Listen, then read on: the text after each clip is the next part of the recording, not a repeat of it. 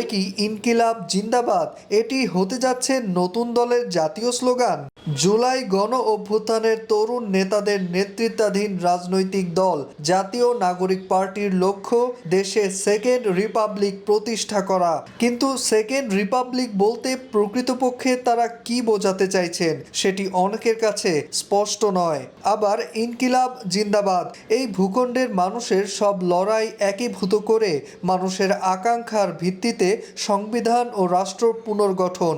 Second Republic বলতে এটি বোঝাচ্ছেন জাতীয় নাগরিক পার্টির নেতারা। দলটিকে এই স্লোগান দিতে দেখা গেছে প্রায়শই। এদিকে ইনকিলাব আরবি শব্দ আর জিন্দাবাদ উর্দু শব্দ। ইনকিলাব জিন্দাবাদ স্লোগানের মানে হলো বিপ্লবকে অভিনন্দন জানানো বা বলাত বিপ্লব দীর্ঘজীবী হোক। এটি জাতীয় নাগরিক পার্টির দলীয় স্লোগান নয়।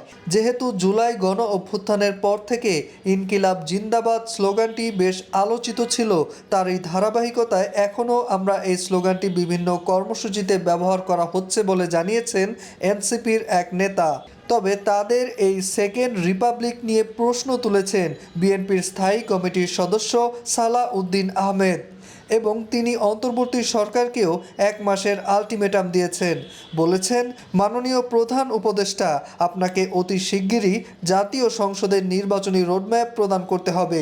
যদি আপনি কোনো বাহানায় এই মাসের মধ্যে জাতীয় সংসদ নির্বাচনের রোডম্যাপ প্রদান না করেন, তাহলে সেটা আমরা রাজনৈতিকভাবে গণতান্ত্রিক শক্তিগুলো বসে নির্ধারণ করব আমরা কোন প্রক্রিয়ায় পরবর্তীতে এগোবো।